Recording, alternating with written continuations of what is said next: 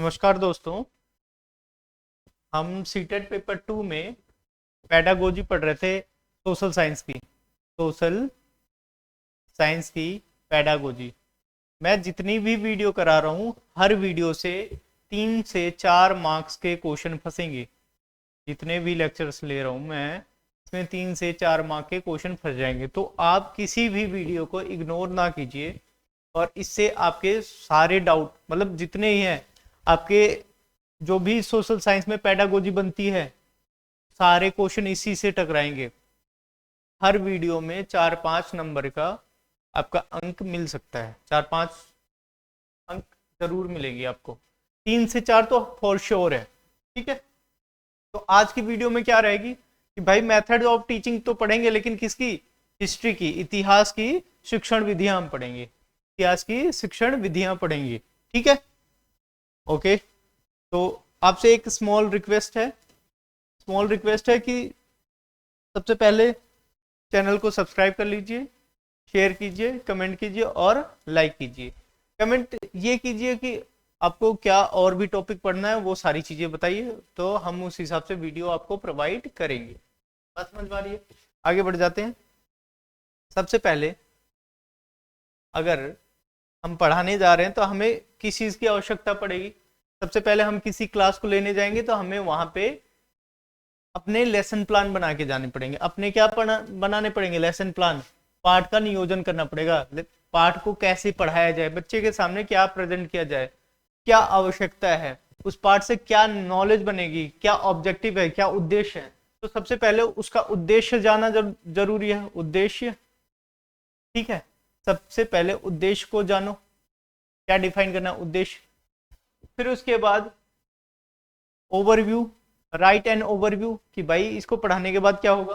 और फिर उसके बाद बच्चों को जानो कि बच्चे कैसे नेचर के। स्लो लर्नर तो शब्द वैसे यूज नहीं करना चाहिए। मतलब कौन सा बच्चा कॉन्क्रीट चीजों से समझता है, कौन से अब्स्ट्रैक्ट चीजों से समझता है, किस एज ग्रुप का है, उस हिसाब से हमें अपना टीचिंग मटेरियल, अपना लेसन प्लान तैयार करना चाहिए।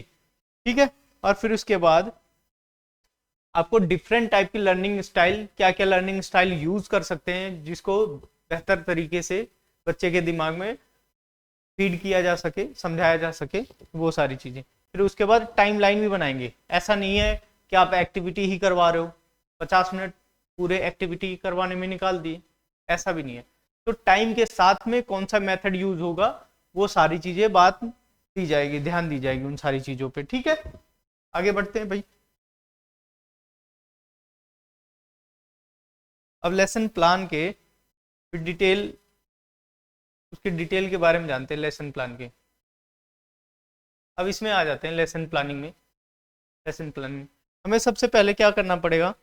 हमें सबसे पहले करना पड़ेगा ऑब्जेक्टिव देखने पड़ेंगे, उद्देश्य देखने पड़ेंगे कि क्यों लेसन प्लान में क्या उद्देश्य है, कि इस चैप्टर को पढ़ाने के बाद बच्चे के मानसिक विकास, बौद्धिक विकास में क्या होगा, कैसी इंटेलेक्चुअल डेवलपमेंट होगी, उसकी क्या चीजों, क्या क्या क्वालिटी उसमें उभर कर सामने आएंगी आपके। ठीक है, ये तो हो गया पहला। ठीक है, उद्देश्य आपको देखना है कोई भी लेसन प्लान करते टाइम में। फिर उसके बाद उस लेसन प्लान में जो भी आप डिसाइड करोगे ना, वो रियल लाइफ से जोड़ोगे, रियल लाइफ से, वास्तविक जीवन से जोड़ दोगे। वास्तविक जीवन से जो भी पाठ को आप पढ़ाने जाओगे तो सबसे पहले उसको उद्देश्य देखना है। और फिर जैसे आपको क्या पढ़ाना है, सिविलाइजेशन के बारे में पढ़ाना है, तो आप सिविलाइजेशन को पढ़ाते टाइम में पास्ट पे ले जाएंगे, प्रेजेंट से पास्ट ले जाएंगे, प्रेजेंट से पास्ट की तरफ ले जाओगे। प्रेजेंट टू पास्ट ले जाना है आपको। बात समझ में आ रही है? प्रेजेंट से पास्ट की तरफ आपको मूव ऑन करवाना है, क्योंकि वो प्रेजेंट में बच्चा देख रहा है, समझ रहा है कि क्या चीजें हैं, उसके बाद पास्ट में जाएगा। मतलब वर्तमान से अतीत के बारे में, तो सिविलाइजेशन के बारे में समझ जाएगा। ठीक है ना, बात समझ में आ रही है? अब उसके बाद आपको इससे क्या होगा कि बच्चे एक्सपीरियंस करेंगे, बच्चे के एक्सपीरियंस को भी वैल्यू देनी है, बच्चे की एक्सपीरियंस की वैल्यू देनी है। वो हर टाइप की सिविलाइजेशन के बारे में बताएगा थोड़े से, कि भाई ये ऐसे हैं या कुछ भी है। तो उसकी बातों को तवज्जो देना है सबसे पहले। अगर उसकी बातों को तवज्जो देते हैं तो बच्चा क्या है, कॉन्फिडेंस फील करेगा। ठीक ठीक है, जब कॉन्फिडेंस फील करेगा तो अपनी बातें बिना हेजिटेशन के आपके सामने रख सकेगा, और बिना हेजिटेशन के रख पाएगा तो क्या होगा, चाइल्ड सेंटर अप्रोच होगी, चाइल्ड सेंटर एजुकेशन होगा। आपका क्या हो जाएगा, ऑटोमेटिकली चाइल्ड सेंटर्ड एजुकेशन हो जाएगा। आपका क्लासरूम कैसा हो जाएगा, चाइल्ड सेंटर हो जाएगा, बाल केंद्रित हो जाएगा हमेशा। जब भी आप उसकी बातों को, उसके इंटरेस्ट को आप तवज्जो देते हैं तो चाइल्ड सेंटर हो जाएगा। बात समझ में आ रही है? अब आ जाते हैं भाई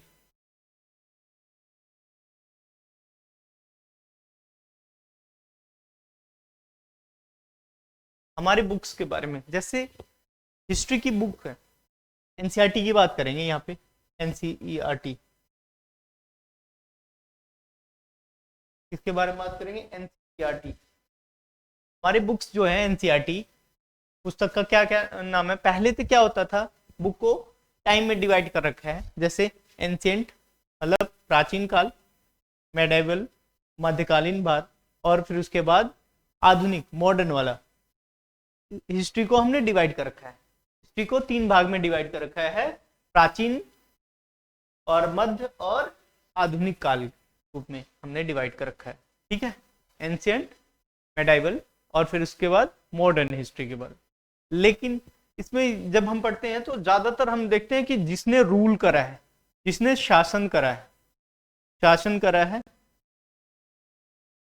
शासक के बारे में पढ़ेंगे और शासन के बारे में पढ़ेंगे, है ना। वहां पे हम टोटली इग्नोर क्या कर देते थे, और सारे आदमियों के, राजा महाराजा के बारे में पढ़ते थे, लेकिन और सारे आदमियों के बारे में, जैसे कोई किसान है, कोई बिजनेसमैन है, कोई उस टाइम में शिक्षा व्यवस्था कैसी थी, छात्र, टीचर, और भी बहुत सारे प्रोफेशन थे। उन सारी चीजों को हम क्या कर देते हैं, इग्नोर कर देते हैं, सिर्फ राजा महाराजा को ही, उनकी कहानियों को ही हिस्ट्री मानते हैं। ये गलत है। तो हमारे एनसीएफ भाई साहब ने क्या कहा कि भाई ये आवर पास्ट नाम से बुक होगी उसकी, आवर पास्ट, हमारे अतीत, हमारे अतीत। किसने कहा है, एनसीएफ 2005 ने कहा। किसने कहा, एनसीएफ 2005 ने कहा। ठीक है, अब आते हैं भाई उसके बाद, जैसे किसके किसके मैंने बताया, फार्मर, किसान, व्यापारी और सैनिक और ईटीसी एक्स्ट्रा, इन सारी चीजों को हम क्या कर देते थे, इग्नोर कर देते थे। ठीक है ना। तो हिस्ट्री सिर्फ राजा महाराजाओं के लिए है क्या, नहीं, उस टाइम में भी व्यक्ति होते थे, इंसान होते थे, हर तरह के प्रोफेशन होते थे, है ना। तो सबको ही तवज्जो दी गई, इस वजह से आवर पास्ट किया गया। आवर पास्ट में सब कुछ इंक्लूड हो जाता है, सब कुछ, सब कुछ शामिल हो जाता है।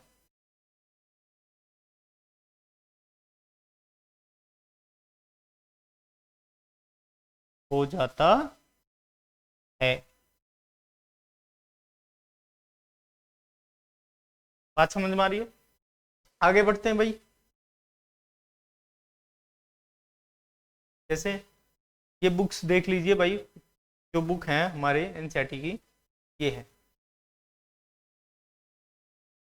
ये बुक्स हैं आवर पास्ट, हमारे अतीत। ये तो 6th क्लास की हमने लगा रखी है, वैसे 7th 8th 9th 10th भी होती हैं, 6th क्लास कक्षा से आपको जैसा कि दिख पा रहा होगा। ठीक है, अब आगे बढ़ते हैं। बुक जानबूझ के मैंने लगाया ताकि आपकी इंटरेस्ट बना रहे, बुक ऐसे ही है। ठीक है, अब टीचिंग कैसे कर सकते हैं, हिस्ट्री को पढ़ा कैसे सकते हैं। अभी तो हमने लेसन प्लान वगैरह पढ़ा, उसके आगे क्या कर सकते हैं लेसन प्लान के बाद। अब देखो भाई, हमें क्या करना है, एक तो स्टोरी टेलिंग मेथड कर सकते हैं, हम कहानी के माध्यम से सिखा सकते हैं। लेकिन अब कहानी के माध्यम से सिखाना बहुत मजे वाली बात होती है, बच्चे क्या है, क्यूरियस होकर सुनते हैं। ठीक है, अब हिस्ट्री ही एक तरीके से कहानी है, हिस्ट्री क्या है, एक तरीके से स्टोरी है। हिस्ट्री जैसे 1857 की क्रांति, ठीक है, पहले क्या स्थितियां थी उसके बारे में। तो एक तरीके से स्टोरी के मीडियम से इसको समझा सकते हैं। इसके ऊपर बहुत सारे सीरियल्स बने हैं, जैसे रानी लक्ष्मीबाई के, क्योंकि यहाँ पे एक रोल है रानी लक्ष्मीबाई की, मंगल पांडे मूवी बनी हुई है ना। तो इन सबके जो क्रांतिकारी और जो भी इसमें टेक पार्ट करे थे उनका एक स्टोरी बन गई है, स्टोरी के माध्यम से समझा सकते हैं। तो वो क्या होता है कि वहां पे आप स्टोरी समझाते टाइम में बहुत सारी चीजें ध्यान में रखोगे। अगर स्टोरी करते हो तो आप बच्चों की रुचि और क्यूरियोसिटी को बढ़ाते हो, ठीक है ना, बढ़ाते हो, ठीक है, इंटरेस्ट बढ़ जाएगा बच्चे का। और फिर उसके बाद यहाँ पे जब हिस्ट्री पढ़ा रहे हो आप, तो वॉइस मॉड्यूलेशन के बारे में ही होना चाहिए। अगर राणा प्रताप का टॉपिक आ रहा है और हल्दीघाटी का युद्ध आ रहा है, तो उसके बारे में क्या है, टीचर को वहां पे कड़क आवाज होनी चाहिए, वॉइस मॉड्यूलेशन। और जहां पे थोड़ा सा विनम्रता की भाव हो, वहां पे सौम्यता भी आनी चाहिए आपकी भाषा में, है ना, यही होना चाहिए। और फिर उसके बाद ये सारी चीजें पढ़ाने के दौरान में आप ऑनलाइन एविडेंस भी शो कर सकते हो, हल्दी घाटी के युद्ध के पिक्चर भी दिखा सकते हो, और फिर उसके बाद रियल में भी दिखा सकते हो। रियल में कैसे दिखा सकते हो, आज के टाइम में गूगल है, आप देखो उस पर ऑनलाइन चेक करवा दो, दिखा दो बच्चों को, प्रोजेक्टर से दिखा सकते हो। उससे ज्यादा क्या हो जाता है, बच्चे का इंटरेस्ट डेवलप होता है उन सारी चीजों में, ठीक है। और उनकी सारी सेंसेस एक्टिव होते हैं, सुनते भी हैं, देखते भी हैं, ठीक है। तो उनको एक थोड़ा सा कॉन्क्रीट सा माहौल मिलने लग जाता है इस वजह से, ठीक है। आगे बढ़े।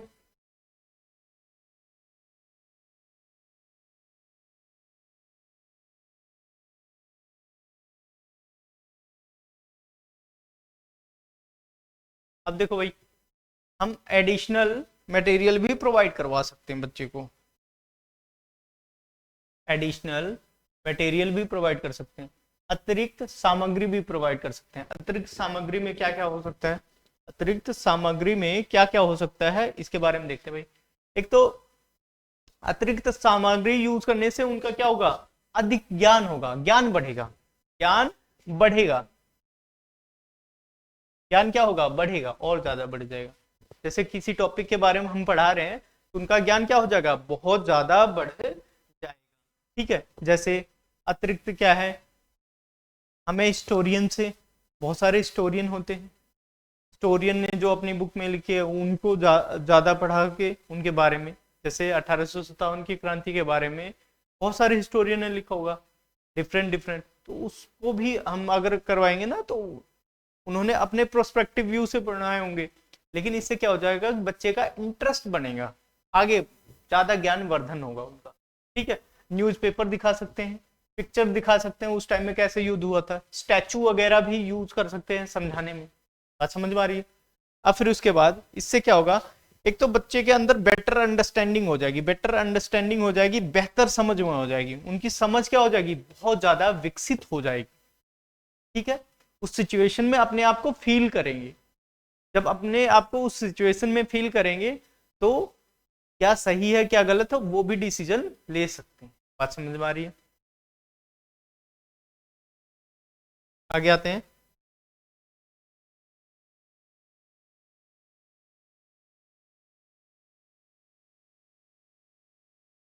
इसके बाद है डिफरेंट व्यूज उनके डेवलप होंगे, हर बच्चे के लिए दृष्टिकोण से अलग अलग बातें निकल के आएंगी। अगर कोई भी 1857 की क्रांति पे अगर बात रखा जाए मंगल पांडे की जगह पे, अपने आप को रखे देखो बच्चों को, तो 10 बच्चे होंगे तो 10 प्रकार के व्यूज आएंगे, ठीक है ना। तो उनके डिफरेंट व्यूज भी डेवलप हो जाएंगे, बात समझ में आ रही है। अब आते हैं भाई,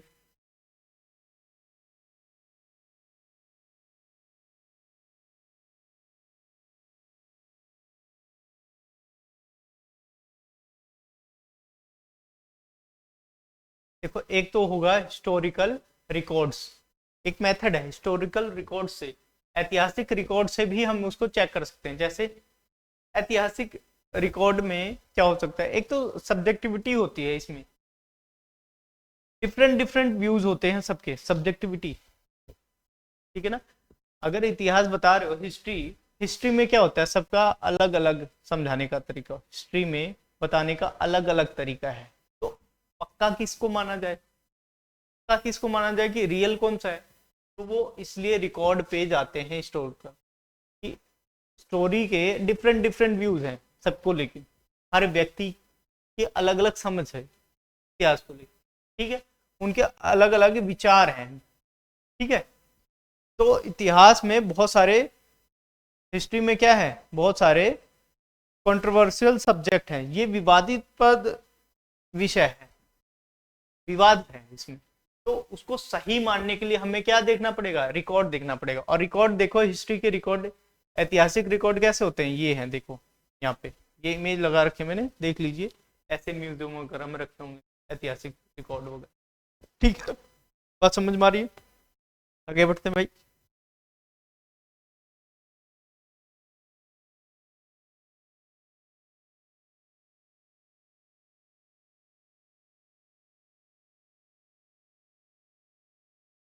वेट अ मिनट,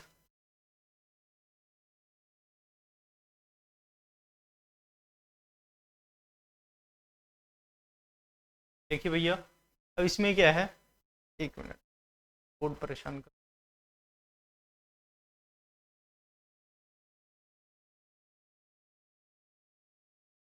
देखो भाई, इसमें क्या है, ओरल हिस्ट्री भी एक मेथड है, ओरल हिस्ट्री, मौखिक वादन से, ठीक है, मौखिक इतिहास विधि के द्वारा भी हम बच्चों को पढ़ा सकते हैं, जैसे मुंह से बोल बोल, ठीक है।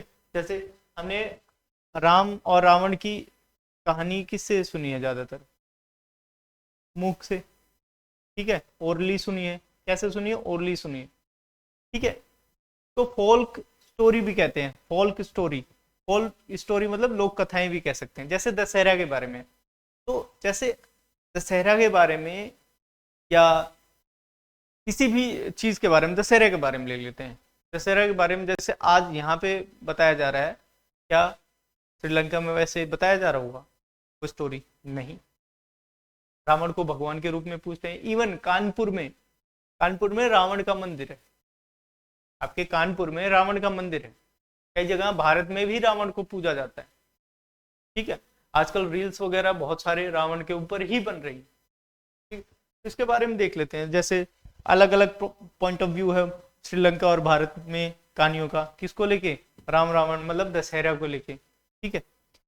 और ये डिफरेंट हिस्ट्री है, डिफरेंट टाइप की हिस्ट्री है, कि हिस्ट्री क्या हो जाती है इनमें, जनरल, जनरेशन टू जनरेशन। अब जैसे अभी एक मूवी आई थी, एक मूवी आई है, प्रभास जी उसमें राम का रोल करे हैं, प्रभास साउथ के एक्टर हैं जो बाहुबली, आदि पुरुष, उसमें क्या है, जनरेशन टू जनरेशन बदलने की कोशिश की गई है ना, पहले कैसे पसंद करते थे, अब कैसे पसंद करते हैं, उस हिसाब से बताने की कोशिश की गई है। बात समझ में आ रही, आगे बढ़ते हैं भाई।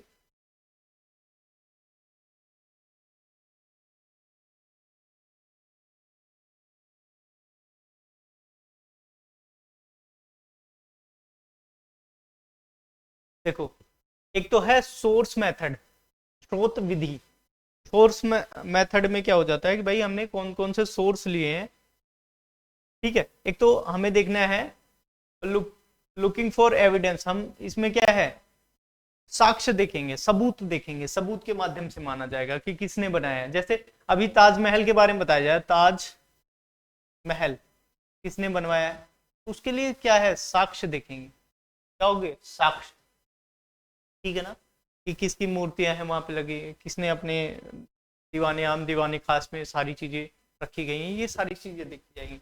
और फिर उसके बाद क्या है, नेचर ऑफ हिस्ट्री देखेंगे, नेचर ऑफ हिस्ट्री का पता चलता है कि कैसा है, कौन सा युग है, इसमें संगीतकार को कितना तवज्जो दिया गया है, बिजनेस को कितना तवज्जो दिया गया है, व्यापार को कितना ज्यादा,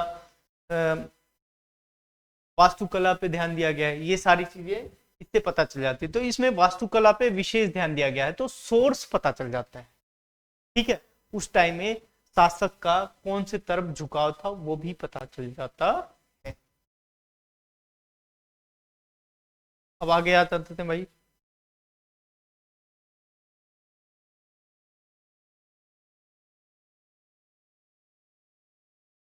जैसे यहाँ पे है हिस्टोरिकल, हिस्टोरिकल इमेजिनेशन मेथड, हम बच्चों को ऐसे है जैसे स्टोरी मेथड समझा रहे थे, स्टोरी सुना रहे, उसमें क्या कह देंगे कि इमेजिनेशन करने के लिए आगे क्या हो सकता है, आगे क्या हो सकता है, तो बच्चे सोचेंगे, इमेजिनेशन करेंगे कि अच्छा ये सिचुएशन है तो इसके मुताबिक ऐसा हो सकता है। तो ये क्या करेंगे, प्रमोट क्या करेंगी, क्रिटिकल थिंकिंग। क्रिटिकल थिंकिंग मतलब एक विशेष तौर पे स्पेशल थिंकिंग, आपके अंदर सोचने की क्षमता बढ़ाएगी, बहुत ज्यादा इंक्रीज करेगी। जैसे 1857 रिवोल्ट ऑफ 1857 के बारे में, कि आप जैसे अंग्रेजों की तरफ होते तो क्या होता, आज अगर आप अंग्रेज होते, ठीक है, तो क्या होता, उस टाइम में अंग्रेज सैनिक होते तो क्या होता, या आप एलिजाबेथ मतलब ब्रिटेन के राजा रानी होते तो क्या होता, आप क्या सोचते, ठीक है ना, आप भारत के एक निवासी होते या एक किसान होते तो क्या सोचते। ये सारी चीजें क्रिटिकल थिंक मतलब इमेजिनेशन से आएगा। क्रिटिकल थिंकिंग के डेवलपमेंट क्या होगा, इमेजिनेशन मेथड से आएगा। जैसे ये रहा 1857 के मैंने लगा रखे, ठीक है। तो आगे बढ़ते हैं भाई।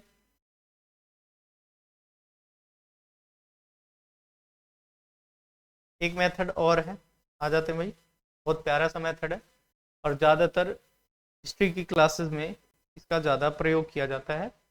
जैसे तो क्या कहते हैं, टाइमलाइन। टाइमलाइन टाइमलाइन मेथड क्या कहेंगे, टाइमलाइन मेथड कहेंगे। समय रेखा विधि, कौन सा है, समय रेखा विधि, टाइमलाइन मेथड। जैसे कि कितने से कितने टाइम तक का मेडिवल हिस्ट्री है, कितने से कितने टाइम का एंशिएंट प्राचीन इतिहास है, कितने से कितने टाइम तक का मध्यकालीन इतिहास है, और कितने से कितने टाइम का आधुनिक काल इतिहास है। तो इसमें जैसे यहाँ पे बताया गया कि भाई कब कब इससे पहले कितना है, प्री हिस्ट्री पीरियड कब है, हिस्ट्री कब है, ठीक है, आज से 3000 बीसी, 3000 बीसी में क्या रहा है, ये सारी चीजें यहाँ पे है। 2011 क्या ये बना हुआ है, फ्रेंच रेवोल्यूशन कब हुआ था, ये सारी चीजें टाइमलाइन पे है। एक जैसे नंबर लाइन होता है ना, number line, number line, number line, यहाँ पे 0 है, यहाँ पे नेगेटिव है, यहाँ पे नेगेटिव है, यहाँ पॉजिटिव है, यहाँ पॉजिटिव है। तो यहाँ से यीशु मसीह का जन्म हुआ था, इसको टाइमलाइन का 0 टाइम माना गया है। इसके आगे हम चल रहे हैं, इससे पीछे और ज्यादा इतिहास है, ठीक है। इससे क्या पता चल जाएगा कि एक डायनेस्टी एक वंश कितने दिन तक भारत में शासन करा है, कितने दिन तक उसका राजपाट रहा है, वो सारी चीजें पता चल जाएंगे। राजवंशों के सारांश के बारे में पता चल जाएंगे, कितने साल तक किस शासक ने या किस शासक के वंश ने हमारे ऊपर शासन करा है, ये सारी चीजें पता चल जाएंगी, ठीक है। ये टाइमलाइन बहुत प्यारा मेथड है, इससे हमें अंदाजा लग जाता है डेट्स वगैरह।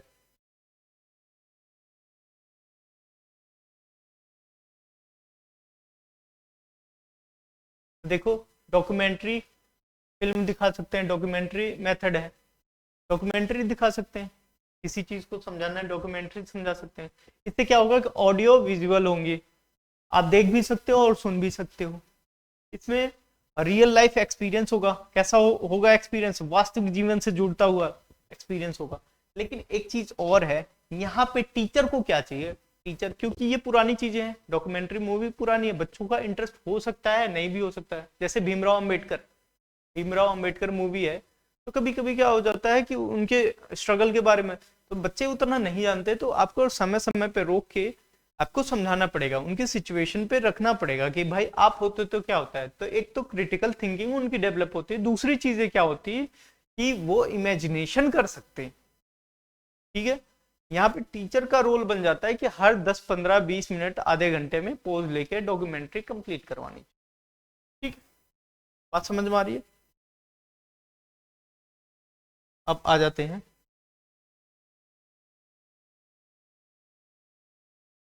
यहाँ पे,